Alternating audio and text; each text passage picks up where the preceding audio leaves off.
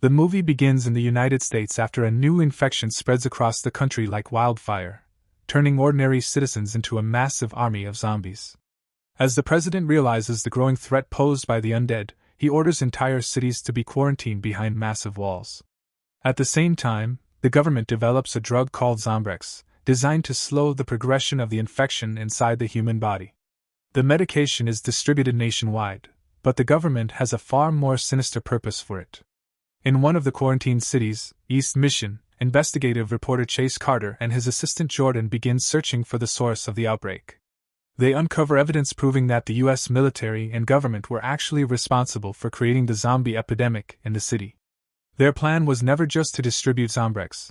They also used the crisis as an excuse to implant tracking chips into every infected person. Amid the chaos, Chase manages to escape the city, while Jordan records video evidence exposing the military's involvement under the command of General Lyons. However, before she can escape, government agents capture her, and no one knows what happened to her afterward. 2 years later, East Mission has become a ghost town, while the military secretly uses it as a base for classified operations. Chase returns to the city and follows a military convoy to a parking structure connected to a heavily guarded building. With help from hacker Sandra, fellow journalist Jill, and an informant named Zane, who reveals the location of the secret base, Chase prepares to infiltrate the facility. His plan is to expose the military's operation, but Zane refuses to continue unless he's paid. Chase gives him the money and hands him a pistol for protection before sneaking into the building with his camera. Inside, Chase witnesses General Lyons meeting with a notorious crime boss known as Skinner. They discuss a classified operation called Afterlife, but the meeting is interrupted when Skinner's men capture Zane and drag him before their leader. Chase secretly records everything for Sandra but is powerless to intervene. Skinner brutally kills Zane with a knife, and one of his men spots Chase, immediately triggering the alarm. Chase escapes into a storage area filled with zombies sealed inside plastic bags. One of them breaks free and attacks him, but Chase knocks it to the ground and smashes its skull with a chair. He then finds an exit and flees into an alley while both the military and Skinner's gang pursue him. Although he manages to lose them temporarily, another zombie suddenly attacks. Chase fights back with a metal pipe, and after a violent struggle, impales the creature on a sharp steel rod before crushing its head and killing it for good. Soon afterward, Chase reunites with Sandra on the street. Relieved to see him alive, she immediately slaps him for recklessly risking his life. They realize they successfully recorded the entire conversation and head to the newspaper's editor-in-chief to reveal the evidence. Unfortunately, the editor refuses to publish the footage, explaining that the recordings aren't enough to convict the military, and that releasing them would make everyone involved a target of the government. Furious, Chase feels that he risked his life for nothing. Jordan is still missing, and his relationship with Sandra has become strained because she believes he's obsessed with the investigation and constantly putting himself in danger. Seeing his emotional state, Jill suggests that Chase take a break and relax at a nearby bar. Later that night, while in the restroom, Chase meets George Hancock, a senior executive from Fenitrans, the company that manufactures Zombrex. George claims he has classified information about Project Afterlife, but warns Chase that they must leave immediately because the military has discovered he leaked sensitive information and is now hunting him. Moments later, soldiers storm the bar, but George leads Chase across the rooftop, allowing them to escape in his vehicle. During the drive, George finally reveals the horrifying truth. Project Afterlife is actually a government extermination program designed to eliminate every infected person carrying one of the implanted tracking chips. Once activated, each chip will inject its host with a lethal overdose of Zombrex, killing them instantly. George explains that under General Lyons' command, the project will be activated within the next 24 hours unless someone stops it. More than 1 million people carrying the tracking chips will die. After learning the truth, Chase vows to stop Project Afterlife at any cost, especially after discovering that Sandra is one of the people carrying an implanted chip. He gathers his team and heads to the home of his old friend Garth, a well-connected weapons supplier. After hearing the entire story, Garth immediately agrees to help because he owes Chase a personal favor. George then provides coordinates revealing the location of a hidden military base inside East Mission where the central server controlling Project Afterlife is located. The team's mission is to infiltrate the facility, reach the server, and upload a flash drive containing a program capable of shutting the entire system down before it's too late. If everything goes according to plan, Chase's friend Chuck will be waiting to extract them safely. With the operation fully prepared, the team gets ready to head back into East Mission. Before leaving, however, Chase asks Jill to stay behind because if the mission fails, someone must survive to expose the truth to the world. Hours later, the group arrives at an abandoned factory with a secret tunnel leading into the city. At the same time, General Lyons discovers that George Hancock is Chase's informant. He confronts Susan, the owner of Fenitrans, who admits she knows about his plan to activate Project Afterlife and strongly opposes it. However, Lyons refuses to risk another zombie outbreak and orders his second-in-command, Captain Smith, to hunt down Chase and George while moving forward with the operation. Captain Smith follows the trail to Garth's house, where Jill is waiting for news from Chase. As she hears the soldiers approaching, she hides on the apartment balcony but accidentally leaves her laptop on the table. After breaking into the apartment, Smith finds the laptop, uncovers Chase's plan to stop Project Afterlife, and immediately sends the information back to military headquarters. He then authorizes the use of lethal force against Chase and his entire team. Back inside the tunnel, Chase discovers a mutilated corpse, suggesting a brutal fight recently took place there. The team chooses another route, but the moment they enter a nearby room, Garth is caught in a trap. Seconds later, Skinner and his gang appear, capturing the rest of the group. Skinner orders Chase and the others to be taken into another room while leaving Garth hanging in the trap for interrogation. Inside, the room is filled with dangerous chemicals. Chase tries to convince Skinner that he's working for General Lyons and was sent to deliver an important message, but Skinner doesn't believe him. Instead, he threatens to take Sandra elsewhere for questioning. Enraged, Chase shoves a table toward the gang members while George smashes a bottle over one of their heads, igniting a violent fight. Chase and Sandra charge directly at Skinner, while Garth is attacked by one of the gang members wielding a baseball bat. Garth disarms him, kills him with the bat, pulls a knife from his pocket, cuts himself free, and rushes to help his friends. When Garth reaches the others, he finds Chase knocking Skinner to the ground. Sandra stabs Skinner in the leg while Garth opens fire on the remaining gang members. Unfortunately, the gunfire knocks over several chemical containers, setting the entire room ablaze. Everyone barely escapes before a massive explosion destroys the building. Sadly, all of their weapons and equipment are lost in the blast except for George's flash drive. The explosion attracts countless zombies into the tunnel. Chase notices one creature moving much faster than the others. The enhanced zombie suddenly attacks Garth and tears into his neck. Chase rushes to help his friend, crushes the monster's head beneath his foot, and notices a strange code tattooed on the zombie's neck. The survivors continue toward the end of the tunnel, only to discover the exit has been sealed shut. Without their weapons, they grab whatever tools they can find to fight off the zombies. Garth manages to destroy the door handle, allowing everyone to escape the tunnel. The group eventually reaches an old workshop where Garth's bite wound has become much worse. Sandra quickly injects him with a dose of Zombrex to slow the infection, but they still have no proper weapons to complete their mission.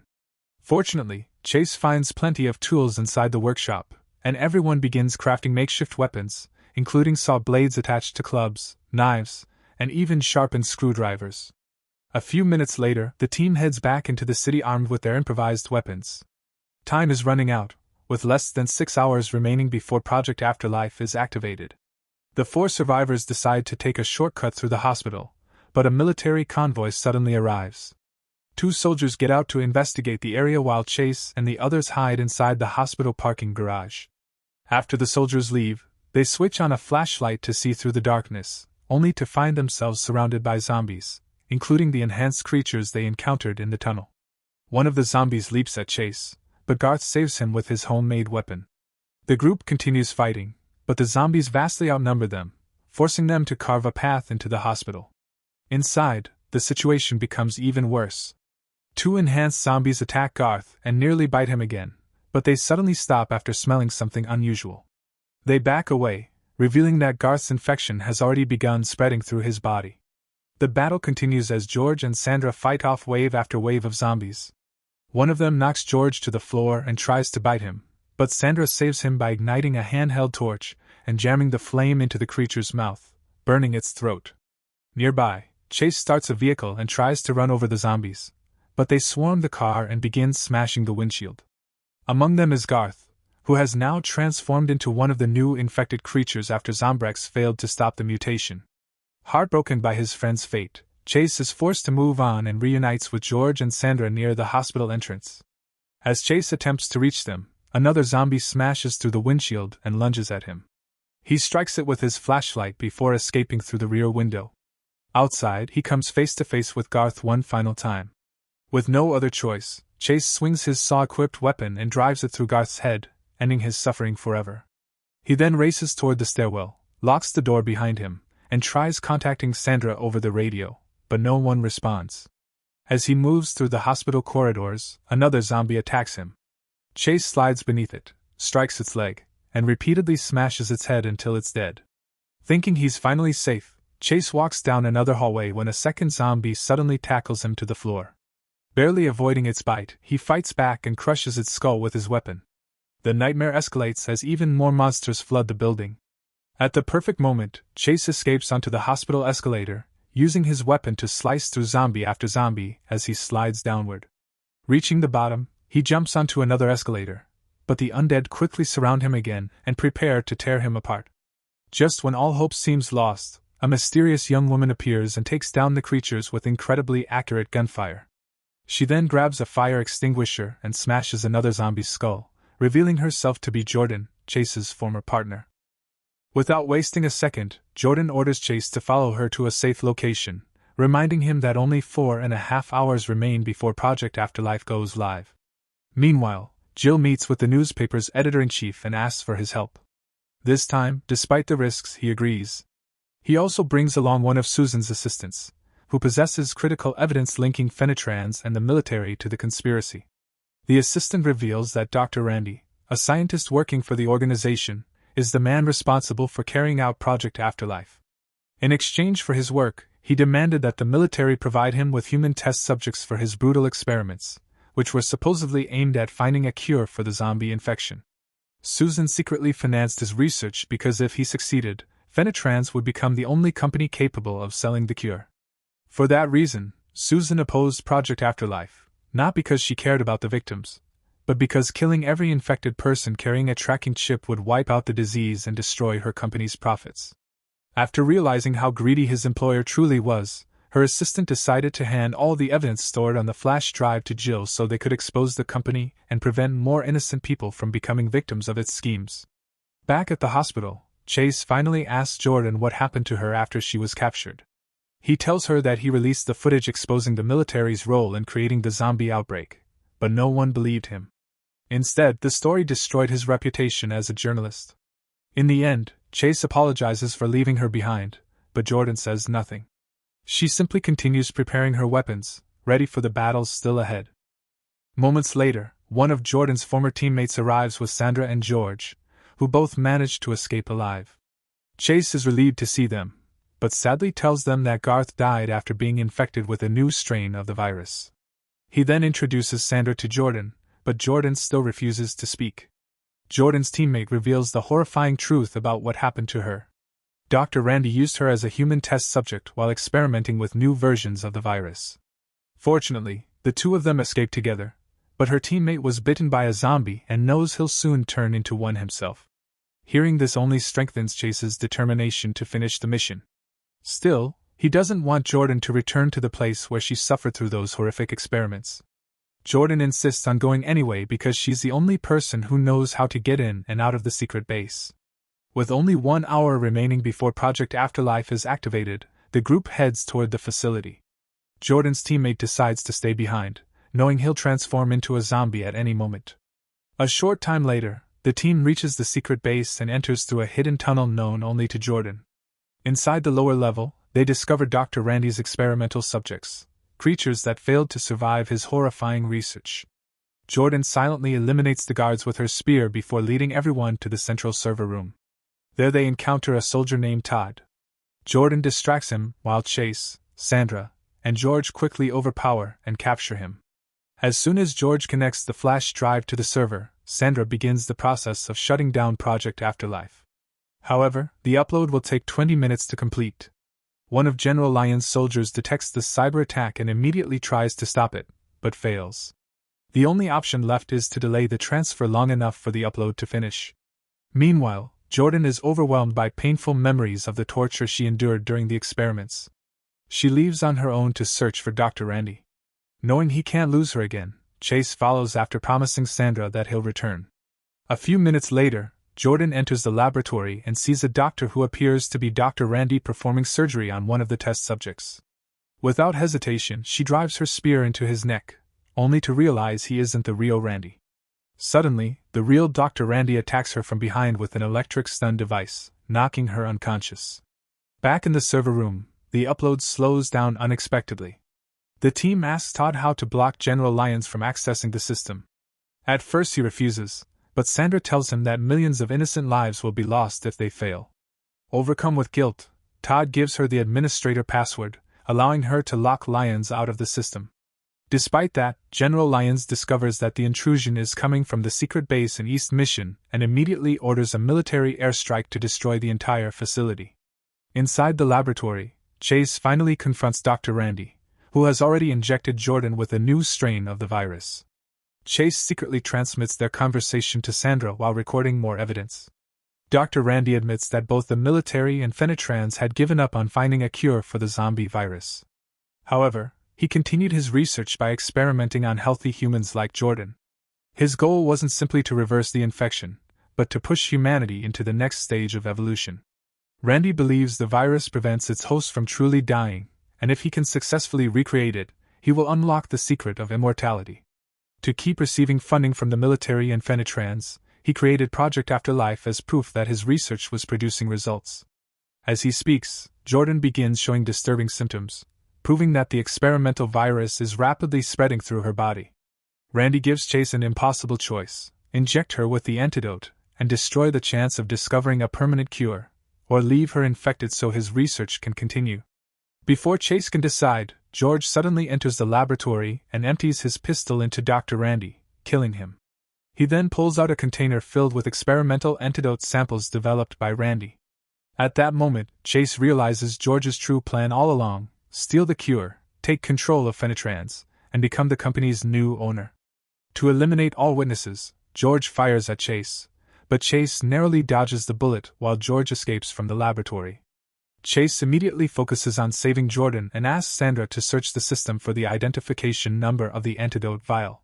Using her hacking skills, Sandra quickly finds the correct information, and Chase rushes to the storage vault to retrieve the proper antidote. The situation suddenly grows much worse. Before escaping, George accesses the facility's control system and releases every experimental subject. Within seconds, dozens of zombies flood the base, desperately searching for human flesh. Some of them begin breaking into the server room, and Todd urges Sandra to hurry because every second counts. Realizing there isn't much time left, Sandra uses pliers to remove the tracking chip from her own shoulder as a precaution in case the shutdown fails. She also grabs an emergency dose of Zombrex from the medical supply cabinet. Moments later, the computer confirms that the program stored on the flash drive has successfully shut down Project Afterlife. Now the only thing left is escaping the base. Todd isn't as fortunate. A swarm of zombies overwhelms him, knocks him to the ground, and tears him apart alive. Unable to help him, Sandra escapes toward the elevator while carrying the Zombrex and waits for Chase. At the same time, Chase prepares to inject Jordan with the antidote, but the laboratory is suddenly surrounded by countless zombies. He grabs every weapon and tool he can find before reclaiming his chainsaw-equipped staff. After cutting down every zombie in his path, he finally injects Jordan with the antidote, curing her of the experimental virus. The two race toward the rooftop, where they find Sandra desperately fighting off zombies. Just then, Chuck arrives in a helicopter, opens fire on the creatures, and even throws one of them into the spinning helicopter blades. After clearing a path, everyone climbs aboard the helicopter just seconds before the military jet arrives and launches missiles that completely destroy the entire facility. Thanks to the bravery of Chase, Sandra, and Jordan, every person carrying a tracking chip is saved. Hours later, George attempts to escape the city, believing his plan has succeeded. However, the road is blocked by Captain Smith, who shoots him dead without hesitation. Captain Smith continues inspecting the tunnel before leaving George's body behind for the zombies to consume. But without realizing it, George's hand suddenly twitches, suggesting that he injected himself with one of Dr. Randy's experimental antidotes, and perhaps achieved the immortality Randy had always dreamed of. And that's how the movie ends. Thanks for watching. Don't forget that your opinion matters. so leave your thoughts in the comments and be sure to subscribe to the channel.